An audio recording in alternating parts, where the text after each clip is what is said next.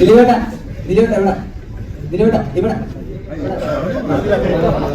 ഇതില് ബബബയില് ഗോപാലൻ സാർ അഭിനയിച്ചിട്ടുണ്ട്. അപ്പൊ ആളെ കൺവിൻസ് ചെയ്യാൻ പാടായിരുന്നോ അതോ എങ്ങനെയായിരുന്നു? ഇല്ലില്ല, കൺവിൻസിങ്ങൊന്നുമില്ല. എല്ലാം ധനജയ് പറയുന്ന പോലെ തന്നെ പുള്ളി ചെയ്തു. പിന്നെ ഇടവും വലവും ലാലേട്ടനും നമ്മളൊക്കെ നിൽക്കണോണ്ട് പുള്ളി ആ ഹരത്തിൽ അങ്ങോട്ട് ഗംഭീരമായിട്ട് അങ്ങോട്ട് ഡാൻസ് ഒക്കെ ചെയ്ത് കണ്ടില്ലേ? കണ്ടു. അതാ ചോദിച്ചത്, ആളെ പുള്ളിക്കാരെ കൺവിൻസ് ചെയ്യാൻ ഇല്ലില്ല, പൈസ കൊടുക്കുമ്പോ ആരെങ്കിലും ഡാൻസ് കളിച്ചു. അല്ല, പുള്ളിക്കാരനെല്ലാം പൈസ ഇറക്കുന്നത്. അപ്പൊ അല്ല, അതാ പറഞ്ഞത്, എങ്ങനെയും പെട്ടെന്ന് തീർക്കാതെ പറയില്ല. 3-4 ദിവസം ഈ ബബബയുടെ അഴിഞ്ഞാട്ടം സോങ്ങിന് ജൂനിയർ ആർട്ടിസ്റ്റ് ആയിട്ട് നേരിട്ട് കാണാൻ പറ്റിയിട്ടുണ്ടായിരുന്നു. അപ്പം ദിലീപേട്ടൻ ഒരു ഡാൻസിന് വേണ്ടി ഇത്രത്തോളം എഫർട്ട് ഇട്ട വേറൊരു സിനിമ ഉണ്ടാവും? അത്രയും ജൂനിയർ ആർട്ടിസ്റ്റ് അത്രത്തോളം ജൂനിയർ ആർട്ടിസ്റ്റ്, അതേപോലെ സാൻഡി മാസ്റ്ററിന്റെ ക്രൂ തന്നെ അത്രയും ക്രൂ ഉണ്ടായിരുന്നു. അപ്പൊ ആ ദിവസങ്ങളിൽ എനിക്ക് 7 ദിവസത്തോളം എന്തോ അതിൽ കൂടുതലെന്തോ ഉണ്ടായിരുന്നു തോന്നുന്നു അല്ലേ? 4 ദിവസം ഉണ്ടായിരുന്നു അല്ലേ? 3 ദിവസത്തോളം ഷൂട്ടില്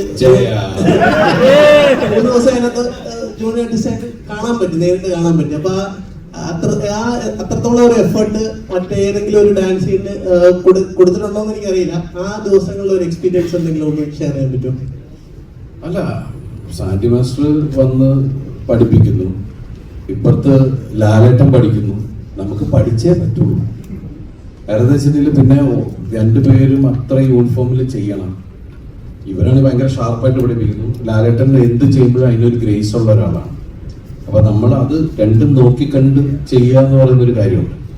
പിന്നെ അതിനു മുമ്പ് എനിക്ക് സത്യം പറഞ്ഞ ഡാൻസ് എന്ന് പറഞ്ഞാൽ ഭയങ്കര ഭയമുള്ള ഒരാളാണ്. പിന്നെ ഈ മീശമാധവനിലും CD മൂസയിലും അവിടെ നോക്കി കുറെ ഡാൻസ് ചെയ്തിട്ടുണ്ട്. പഞ്ചാബി ഹൗസിൽ ബല്ലാ ബല്ല എന്നൊക്കെ പറഞ്ഞിട്ട് അങ്ങനെ. അപ്പൊ ഓരോ സമയത്ത് ഇത് കഴിച്ചിലേ കഴിയുമ്പോ എന്ന് പറയുന്നൊരു സന്തോഷത്തിൽ നിൽക്കുന്ന ഒരാൾ. ഞാൻ ഒരിക്കൽ ഇടപെട്ടോട്ട് ചോദ്യങ്ങൾ ആവർത്തിച്ചുകൊണ്ടിരിക്കുന്നുണ്ട്. ഏറ്റവും ഒടുവിലെ ക്വസ്റ്റ്യൻ ആയിട്ട് നിങ്ങൾ കൂടെ എത്തിക്കണം ദിലീപേട്ട.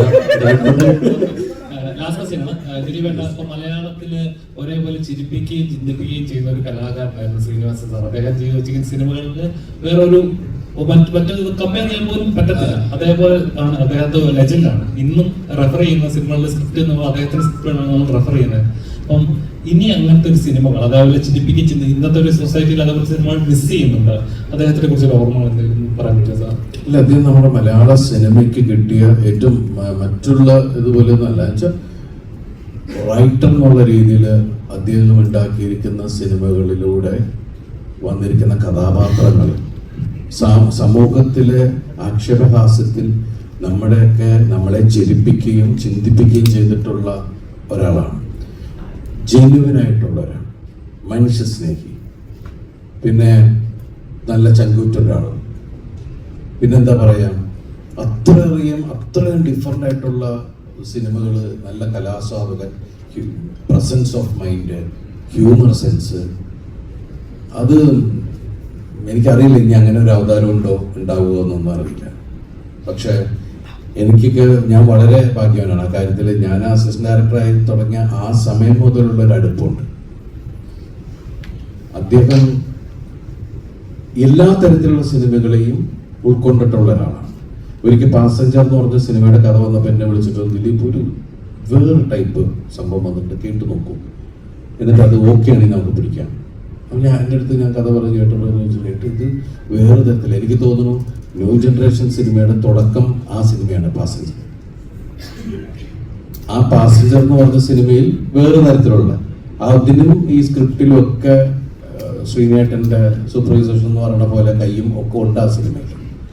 അപ്പൊ അതുപോലെ ഡയറക്ടറായിരുന്ന സമയത്ത് അദ്ദേഹം 2 സിനിമയല്ലേ ചെയ്തു.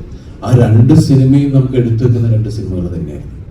ഇപ്പൊ എല്ലാ സ്ഥലത്തും ശ്രീനിവാസൻ ഒരു എന്താ പറയാ, ഒരു മറക്കാൻ പറ്റാത്ത ലെജൻഡ്, നമുക്ക് അഭിമാനിക്കാവുന്ന, എടുത്തു പറയുന്ന, നമ്മളോട് നെഞ്ചോട് ചേർന്ന് നിൽക്കുന്ന ഒരാളാണ് ശ്രീനേട്ടൻ. Thank you. Thank you so much.